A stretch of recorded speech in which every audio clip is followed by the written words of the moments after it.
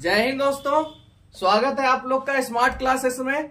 आज हम लोग का जो क्लास है वो क्लास 8 का विज्ञान है, ठीक है। और देखिए ये जो विज्ञान जो विषय क्लास 8 7th का मैं आपको दे रहा हूं, ये सब आपके कंपटीशन लेवल के लिए बहुत जबरदस्त है, ठीक है। इससे आपको क्वेश्चन बहुत ज्यादा कंपटीशन में मिलने में मदद मिलेगी। चलिए, क्लास चैप्टर का नाम है बाबू 18 और विज्ञान है क्लास 8 का। चैप्टर का नाम है ध्वनियां तरह तरह की, ठीक है। ध्वनियां तरह तरह की। सबसे पहला पॉइंट है हमारा, ध्वनि कंपन से उत्पन्न होती है। सही बात है। ध्वनि क्या है? जब तक एक चीज बताइए, ये ऐसे लीजिए, ध्वनि उत्पन्न होगी नहीं होगी, ये और ये, इसको ये देखिए, किसी भी सतह से जब तक कोई वस्तु नहीं टकराएगी या कहीं कंपन नहीं होगा तो ध्वनि उत्पन्न नहीं होगी। तो ध्वनि कंपन से उत्पन्न होती है, ठीक है। आगे बात करते हैं। अब मानव द्वारा उत्पन्न ध्वनि, मानव द्वारा उत्पन्न ध्वनि कैसे होती है इसको जानते हैं। तो मानव द्वारा ध्वनि कंठ से उत्पन्न होती है। कहां से होती है? आपके कंठ से उत्पन्न होती है। श्वास नली के ऊपरी सिरे पर 2 वाक तंतु होते हैं। जो आपकी श्वसन नली है उसके ऊपर में 2 वाक तंतु होते हैं, ठीक है, जो इस प्रकार तने होते हैं कि उनके बीच में वायु के निकलने के लिए एक संकीर्ण झिरी बनी होती है। जैसे आप देख लीजिए, बांसुरी देखा आप लोगों ने, ठीक उसी तरह होता है, ठीक है। झिरी मतलब छेद छोटा सा। और जब फेफड़े द्वारा वायु को बलपूर्वक झिरी से बाहर निकालते हैं तब दोनों वाक तंतु कंपित होते हैं। जब जोर से हम उसको निकालते हैं तो दोनों वाक तंतु क्या होते हैं? कंपित होते हैं, ठीक है। जिससे ध्वनि उत्पन्न होती है। वाक तंतु ऐसी संरचना होती है जैसे सितार के 2 तार तने होते हैं। सितार देखा आप लोगों ने? सरस्वती माता जी को देखा होगा, सितार लेके बैठी रहती हैं। ठीक उसी तरह वाक तंतु का आपका जो है छाया, मतलब बताया जा रहा है कि ठीक उसी तरह उसका छाया प्रति होता है, ठीक है। 2 जो तंतु होते हैं वो तने होते हैं। मानव के अंदर की बात है, ठीक है। चलिए, अलग अलग लोगों के वाक तंतु अलग अलग आकार के होते हैं। सही बात है। अलग अलग लोगों के अलग अलग वाक तंतु होते हैं, आकार में अलग होते हैं, मोटाई में अलग होते हैं, तनाव के होते हैं, जिसके कारण बच्चा, महिला तथा पुरुष की आवाज कैसी होती है? भिन्न भिन्न होती है। क्या सबकी आवाज बताइए एक रंग जैसी है? मैं जो बोल रहा हूँ क्या सबकी आवाज ऐसी है? टाइट में या मान लीजिए लो में। लड़की का आवाज देखते हैं आप लोग, पतला होता है, किसी किसी लड़की का आवाज मोटा भी निकलता है ना। लड़के का आवाज किसी किसी का देखेगा पतला निकलता है। बच्चे की आवाज अलग किस्म की होती है, थोड़ी मधुरता होती है उसमें। तो सभी व्यक्तियों में, ठीक है, सभी जीव में अलग अलग प्रकार के वाक तंतु होते हैं, ठीक है। आगे बात करते हैं, ध्वनि संचरण के लिए माध्यम की आवश्यकता होती है। मैंने क्या बताया? ध्वनि जब तक माध्यम नहीं होगा, किसी चीज से नहीं टकराएगा, ध्वनि उत्पन्न होगा नहीं होगा।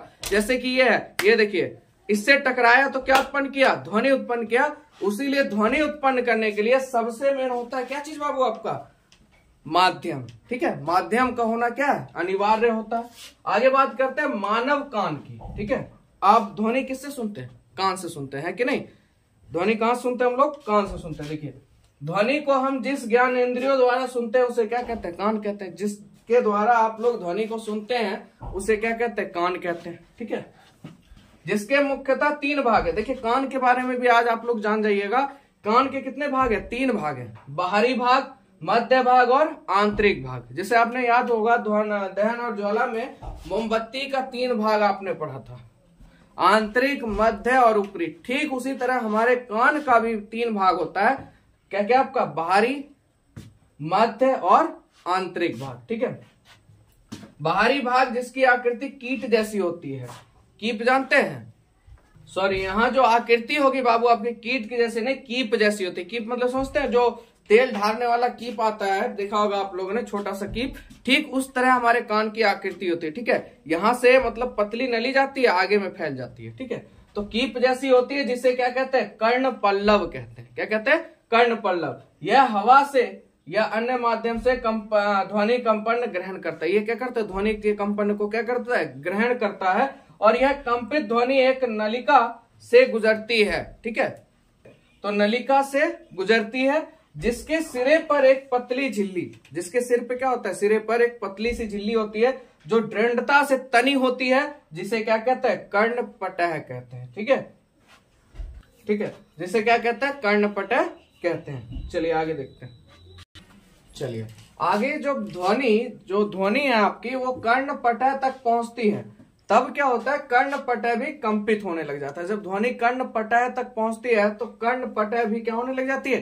कंपित होना शुरू कर देती है। और यह कंपन 3 हड्डियों द्वारा और कई गुना बढ़ा दिया जाता है। 3 हड्डियों के द्वारा इस कंपन को सोच लीजिए कितना गुना बढ़ा दिया जाता है, कई गुना बढ़ा दिया जाता है। और यह बढ़े हुए कंपन मध्य भाग से आंतरिक भाग में स्थानांतरित होकर, ये भाई आपका क्या था पहले बाहरी भाग, बाहरी से कहां जाएगा मध्य भाग से, मध्य से कहां जाएगा अंदर, ठीक है।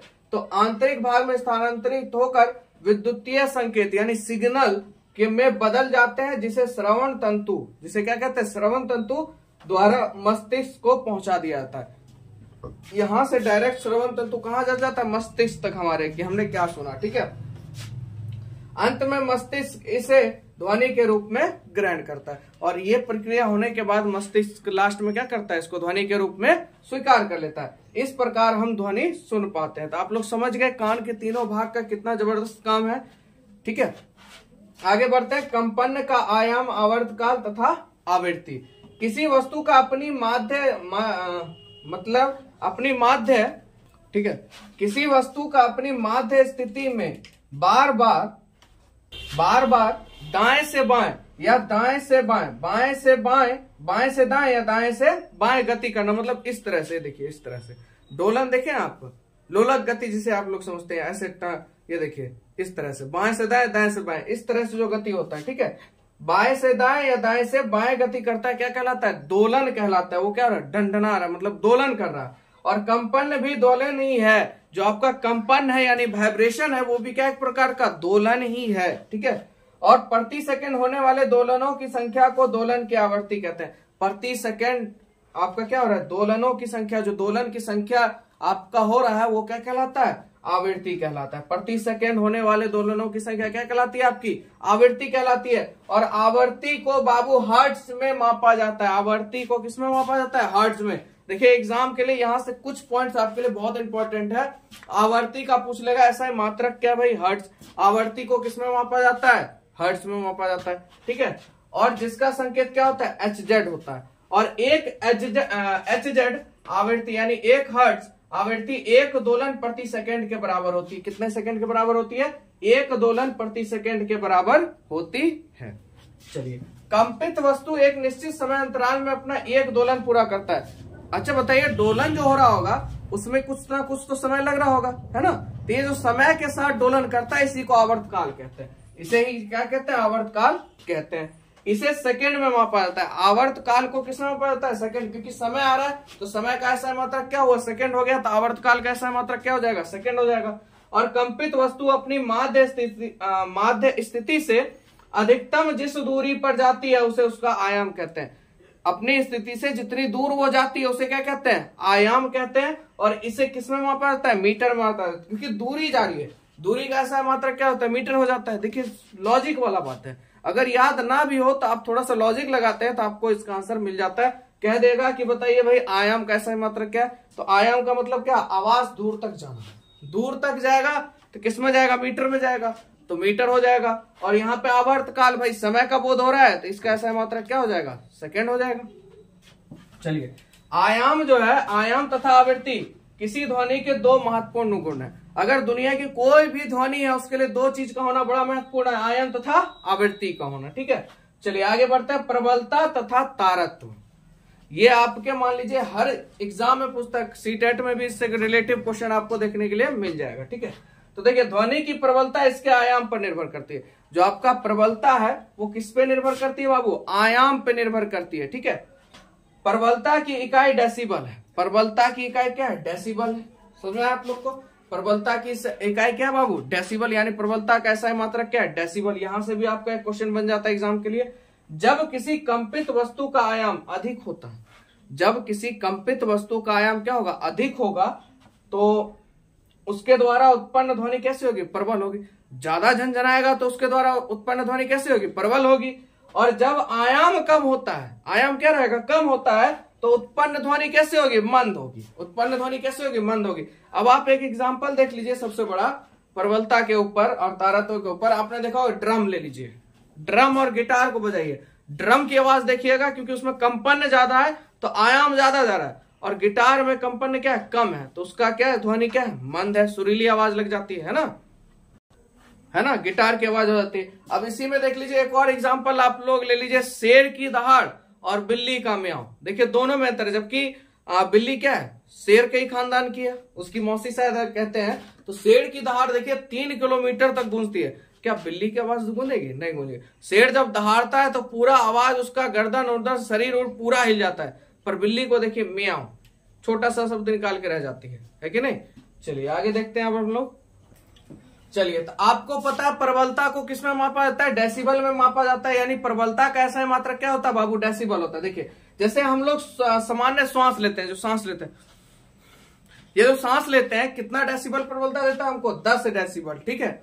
और मंद फुसफुसाहट जो देखते होंगे आप लोग औरत के बीच में जो गुपचुप होता रहता है, ठीक है, वो कितना डेसिबल होता है? 30 डेसिबल।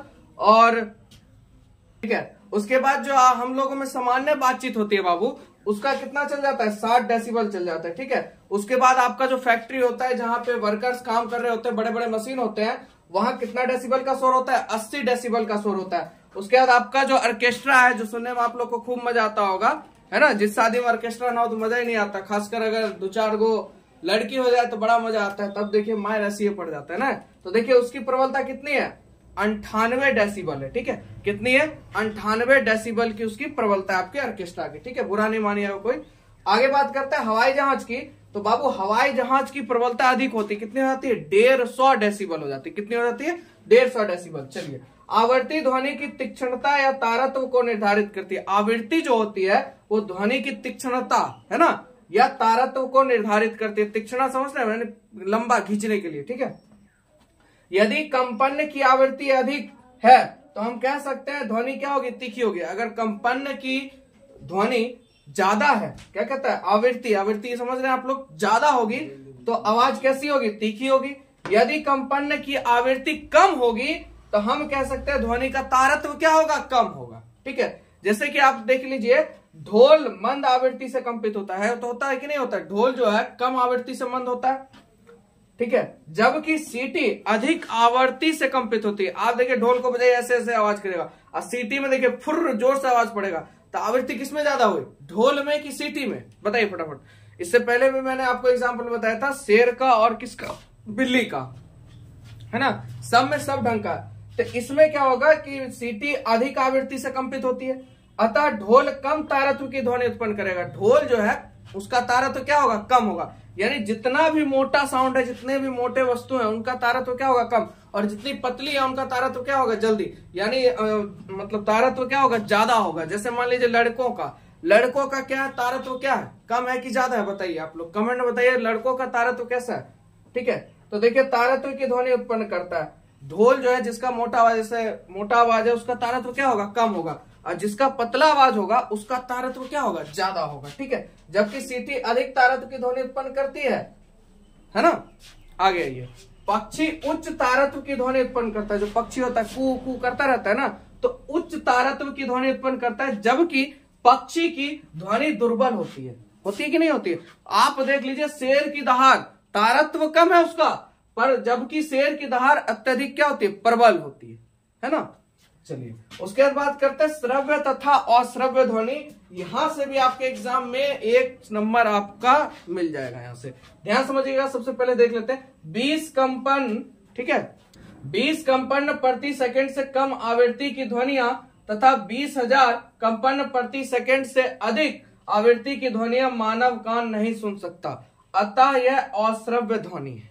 समझ में आ रहा है? यानी सीधा समझिए 20 हर्ट्ज से लेके 20,000 हर्ट्ज, यानी इससे कम और इससे ज्यादा की ध्वनि नहीं सुन सकता। सुन क्या सकता है? 20 हर्ट्ज से 20,000 हर्ट्ज तक की ध्वनि को सुन सकता है। 20,000 हर्ट्ज से कम की ध्वनि को मानव नहीं सुन सकता, और 20,000 हर्ट्ज से ज्यादा की ध्वनि को मानव नहीं सुन सकता। ऐसी ध्वनि को अश्रव्य ध्वनि कहते हैं। समझ में आया आप लोग को? यानी 20 हर्ट्ज से कम की ध्वनि और 20,000 हर्ट्ज से ज्यादा की ध्वनि मानव नहीं सुन सकता। 20,000 हर्ट्ज से लेके 20 हर्ट्ज से लेके 20,000 हर्ट्ज तक की ध्वनि मानव सुन सकता है, जिसे हम लोग क्या कहते हैं? श्रव्य ध्वनि कहते हैं।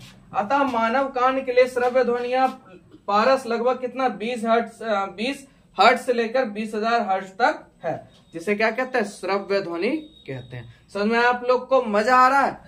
एक लाइक प्यार से दे दिया कीजिए आप लोग बिना मांगे, ठीक है, ताकि पता चले कि मेहनत अच्छा जा रहा है। चलिए आगे देखते हैं। चलिए, ध्वनि के बारे में आप लोग ने समझ लिया। अब इस चैप्टर का लास्ट पॉइंट है आप लोग का ध्वनि प्रदूषण, ठीक है। और ये आपके हर एग्जाम में पूछता है, खासकर बिहार बोर्ड क्लास 10 तक।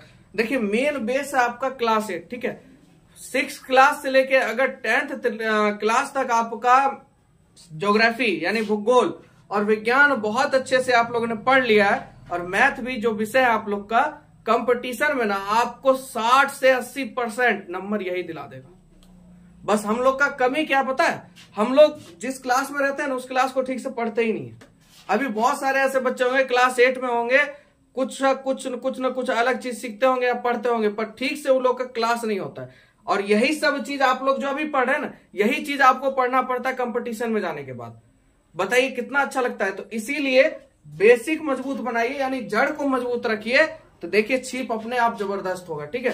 तो चलिए शुरू करते हैं। ध्वनि प्रदूषण यानी देखिए, अवांछित ध्वनियों को ध्वनि प्रदूषण कहते हैं, अवांछित ध्वनि को ध्वनि प्रदूषण कहते हैं। अब बेफालतू का कोई जाके रोड पे चिल्लाना शुरू कर दे तो क्या कर रहा है, ध्वनि प्रदूषण ही कर रहा है ना। बेमतलब का मान लीजिए लाउड स्पीकर बज रहा है तो क्या कर रहा है, ध्वनि उत्पन्न कर रहा है, ध्वनि प्रदूषण उत्पन्न कर रहा है। तो वही चीज है, अवांछित ध्वनि को ध्वनि प्रदूषण कहते हैं, ठीक है। वाहनों की ध्वनियां, विस्फोट, वाहनों की ध्वनियां आप लोग को पता है कितनी आवाज है, बुलेट की आवाज देख लीजिए। और आजकल आप लोग देखते होंगे, मान लीजिए हॉर्न एक एक ऐसा लोग लगाते हैं कि बगल में अगर बजा दे ना 2 मिनट के लिए लगता है भाई कान सुन्न हो गया। ये सब क्या ध्वनि तो प्रदूषण है ना। विस्फोट, विस्फोट का भी आवाज आप लोग को पता है, हवाई जहाज का तो आवाज है ही है, मशीन का आवाज होता है, लाउड स्पीकर है, ये सब क्या प्रदूषण करते हैं। ध्वनि प्रदूषण करने में इन सब चीजों का बहुत बड़ा हाथ है। अब कहिए गाड़ी चलाना छोड़ दे क्या, ऐसा नहीं है, लिमिट होता है कोई भी चीज का, ठीक है। ऊंची आवाज में चलाए गए टेलीविजन, देखिए टेलीविजन भी ध्वनि प्रदूषण उत्पन्न कर रहा है, पर नॉर्मल आवाज में देखिए कोई भी चीज मतलब सीमा में होना चाहिए। सीमा से अगर मान लीजिए बाहर हो जाता है तो दिक्कत है, ठीक है। तो आवाज में चलाएं, ठीक है, ऊंची आवाज में चलाए गए टेलीविजन, रेडियो, मोबाइल, आपका ये सब क्या करता है, ध्वनि प्रदूषण के लिए उत्तरदायी है। इससे आपका ध्वनि प्रदूषण होता है, ठीक है। ध्वनि प्रदूषण से स्वास्थ्य संबंधी समस्या उत्पन्न होती है। देखिए, प्रदूषण दुनिया का किसी भी प्रकार का हो, चाहे वायु हो, ध्वनि हो, किसी भी प्रकार का प्रदूषण हो, वो आपके स्वास्थ्य के लिए हानिकारक ही होता है, ये जान लीजिए। क्योंकि प्रदूषण नाम ही ऐसा है तो हानिकारक तो होगा ही, है ना। और इससे हम लोग को क्या चीज झेलना पड़ता है, ध्वनि प्रदूषण से अनिद्रा और तनाव झेलना पड़ जाता है, ठीक है। तो ये हो गया आप लोग का चैप्टर खत्म। आप लोग को अच्छा लगा हो तो कमेंट जरूर कीजिएगा, ठीक है। और टेस्ट सीरीज आप लोग का क्लास 10th का जल्द आ जाएगा। मिलेंगे आप लोग से नेक्स्ट वीडियो में। आज के लिए इतना ही।